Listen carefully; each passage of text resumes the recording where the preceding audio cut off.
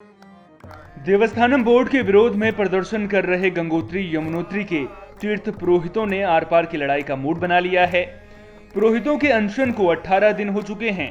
पुरोहितों का कहना है कि अगर सरकार ने देवस्थानम बोर्ड पर पुनर्विचार नहीं किया तो पुरोहित जल समाधि और आत्मदाह भी कर सकते हैं, जिसकी जिम्मेदार सरकार होगी। गंगोत्री और यमुनोत्री धाम के तीर्थ पुरोहितों ने मां गंगा और यमुना के शीतकालीन प्रवास मुगबा और खड़साली में भी अनिश्चितकालीन क्रमिक अनशन शुरू कर दिया है। उनका कहना है कि अगर उनकी मांग जल्द पूरी नहीं हुई तो आगे उग्र आंदोलन होगा। ये गूंगी और बहरी सरकार आज हमें 1 माह हो गया है आंदोलन करके, आज तक हमारी सुनाई नहीं हुई। हम उत्तराखंड सरकार से, माननीय मुख्यमंत्री से निवेदन करते हैं कि जो आपने हमको कहा था कि हम इस 51 मंदिर को जो मुक्त कर देंगे, आज तक आपकी घोषणा पूरी नहीं हुई। आपसे निवेदन करते हैं कि आप तत्काल इस चारों धामों को देवस्थान बोर्ड से मुक्त किया जाए। एक तरफ आप हमसे वार्ता करते हैं, दूसरी तरफ जो आप बोर्ड के मेंबरों का करते हम जितने भी मेंबर बने हुए बोर्ड के, हम इन मेंबरों का विरोध करते हैं। अगर इन मेंबरों का अगर आप तत्काल निरस्त किया जाए, जब तक हमारी मांग नहीं थी, आज हमको मजबूर होना पड़ रहा कि आज हम इस तीर्थ स्थान में बैठ के जो है हमको आज जो 1 महीना पूरा हो गया, अब तक जो सरकार की तरफ से कोई भी सकारात्मक कदम नहीं है। हम इस देवस्थान बोर्ड का घोर विरोध करते हैं। आप हमें मजबूर मत करिए। हमारी सरकार से निवेदन है कि हमें आप आंदोलन करने के लिए मजबूर मत करिए। गन्ना राज्य मंत्री यतीश्वरानंद ने अधिकारियों के साथ बैठक की। इस दौरान मंत्री जी के तल्ख तेवर देखकर अधिकारी भी हैरान रह गए। गन्ना राज्य मंत्री ने इस दौरान गन्ने की पैदावार बढ़ाने और नए किस्म के गन्ना बीजों से किसानों को ज्यादा से ज्यादा प्रशिक्षण देने पर जोर दिया और लापरवाही बरतने पर कड़ी कार्रवाई की चेतावनी दी। उन्होंने कहा कि नई किस्म के गन्ने के उत्पादन को बढ़ावा देने से ज्यादा लाभ मिलेगा और चीनी का उत्पादन भी ज्यादा होगा। गन्ने का क्षेत्रफल घटने पर मंत्री जी ने चिंता जताई और अधिकारियों को किसानों को प्रोत्साहित करने के निर्देश दिए। बीते दिनों भारत चीन बॉर्डर से लगे सीपू मारछा गांव में लगातार ग्लेशियर खिसकने से तालाब बन गया था, जिसकी सूचना ग्रामीणों ने एसडीएम को दी। सूचना मिलने के बाद एसडीएम ने एनएचपीसी अधिकारियों को निरीक्षण के लिए भेजा। उपजिलाधिकारी अनिल कुमार शुक्ला ने बताया कि धौलीगंगा के उद्गम स्थल पर ग्लेशियर का बड़ा हिस्सा टूटने से झील बन गई है। एनएचपीसी के अधिकारियों को जरूरत पड़ने पर जेसीबी से झील को तोड़ने के निर्देश भी दिए गए हैं। का उद्गम है, वहाँ पर जो है झील बन गई है और इस झील को तोड़ने के लिए हमने जो है एनएचपीसी को आदेश भी कर रखा है कि आप जाकर उसको चेक करें और यदि आवश्यकता हो तो जेसीबी मशीन लगा कर उसको खुलवाएँ। लेकिन घबराने की बात नहीं है, क्योंकि 8-10 जगह और भी झील हमारे बने हैं। काली नदी पर भी बना है, बोरी नदी पर भी 2-3 जगह बने हैं। काली नदी में जो है कुटी के पास बना हुआ है झील, तो झील से बहुत ज़्यादा घबराने की बात नहीं है। पानी बाईपास हो रहा है, एकदम से ब्लॉक नहीं हुआ है और जो है पानी बढ़ेगा तो झील टूट भी जाएगी। लेकिन यह है कि अभी समय रहते अगर थोड़ा बहुत उपाय हो जाए तो भी अच्छा है, इसलिए हमने एक एनएचपीसी का दल भेजा। विकास कार्यों में भ्रष्टाचार और कमीशनखोरी का बोलबाला इस कद्र है कि लाखों रुपए की लागत से बना पुल महज 5 महीनों में जर्जर हो गया। हम बात कर रहे हैं मसूरी विधानसभा के कीमाड़ी रोड स्थित गलझवाड़ी इलाके में 40 लाख रुपए की लागत से बने 15 मीटर पुल के। कई कोशिशों के बाद 5 गांवों को जोड़ने वाले इस पुल को स्वीकृति मिली थी और सैकड़ों लोग इस पुल से आवागमन करते हैं। लेकिन चंद महीनों में ही पुल में जगह जगह से सरिया निकल चुके हैं, जिसके कारण कभी भी बड़ा हादसा हो सकता है। रामनगर में लालकुआं के अंबेडकर नगर स्थित राजकीय इंटर कॉलेज में 77 लाख की लागत से 2 मंजिला भवन का निर्माण शुरू हो गया है, जिसका फायदा स्कूली बच्चों को मिलेगा। क्षेत्रीय विधायक नवीन चंद्र दुमका भवन निर्माण का औचक निरीक्षण करने पहुंचे। इस मौके पर उन्होंने निर्माण कार्य की गुणवत्ता की जांच की और विभागीय अधिकारियों और ठेकेदार को निर्माण कार्य में गुणवत्ता बनाए रखने के निर्देश दिए। उन्होंने कहा कि भवन निर्माण में लापरवाही बिल्कुल भी बर्दाश्त नहीं की जाएगी।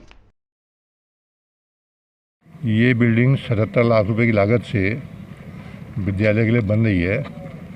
ये उत्तराखंड सरकार के द्वारा प्रदत्त पैसा होता है और ऐसी बिल्डिंग मेरी विधानसभा में इस समय लछमपुर में, गौजजाली में, लालकुआ में, पुराना बिंदुखेड़ा में बन रही हैं और धौलाखेड़ा की बिल्डिंग का अभी भूमि पूजन करके भी आया हूँ। कुल मिला के 5 जगह इस टाइप के भवन शिक्षा विभाग के लिए बन रहे हैं। मैं अपने लालकुआ के सभी लोगों की तरफ से उत्तराखंड सरकार को, माननीय मुख्यमंत्री जी को धन्यवाद देता हूँ, माननीय शिक्षा मंत्री अरविंद पांडे जी को धन्यवाद देता हूँ कि उन्होंने हमको ये सब उपलब्ध कराया। निश्चित रूप से आने वाले समय में जो खुले हॉल, वेंटिलेटर की अच्छी सुविधा, रोशनी की अच्छी सुविधा के बड़े कमरे चाहिए, वो इसमें बन रहे हैं। 2015 में हत्या और लूट की वारदात को अंजाम देने वाले इनामी बदमाश को 6 साल बाद एसओजी की टीम ने गिरफ्तार किया है। आरोपी देवेंद्र को यूपी के बरेली से गिरफ्तार किया गया है। आरोपी के खिलाफ पहले भी यूपी के 2 थानों में मुकदमे दर्ज हैं। आरोपी बदमाश पर 5000 का इनाम भी रखा गया था। ये देवेंद्र सन ऑफ लीलाधर है, जिसको आज सुबह 11 बजे बरेली से हमारी एसओजी टीम ने पकड़ा है। ये 5000 का इनामी था। 2015 से ये मफरूर चल रहा था। इसके विरुद्ध जो है एक मर्डर का मुकदमा और साथ साथ उन्होंने लूट भी करी थी।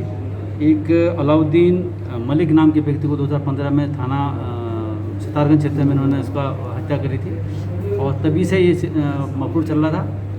और इसमें जो है विवाद विवेचना मफरूर में चार्जशीट दी गई थी। फिर इसको मफरूर घोषित करने के बाद इसमें 5000 रुपये के इनाम घोषित किया गया। पौड़ी डीएम गांवों में चौपाल लगाकर लोगों की समस्याएं सुन रहे हैं और अधिकारियों को मौके पर ही समस्याओं के निराकरण के आदेश भी दे रहे हैं। जिलाधिकारी के साथ उपजिलाधिकारी समेत कई प्रशासनिक अधिकारी भी ग्रामीणों की समस्याएं सुन रहे हैं। जिले के असगढ़ समेत मलेथा और कलजुखाल ब्लॉक के बूंगा में अधिकतर जगह पेयजल की परेशानी सामने आई। डीएम ने जल जीवन मिशन के तहत इन गांवों को शामिल करने के लिए इनके लिस्ट बनाने के निर्देश दिए।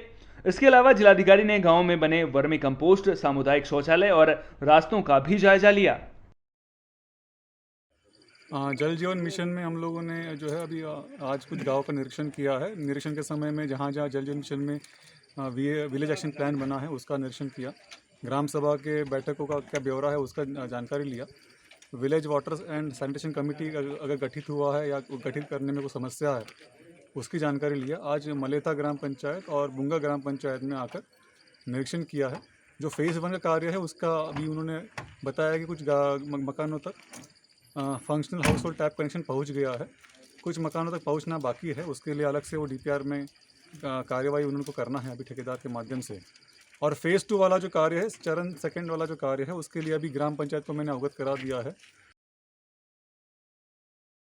कोटद्वार के पास रामणी पुंडलीडा रोड पर एक कार गहरी खाई में गिर गई।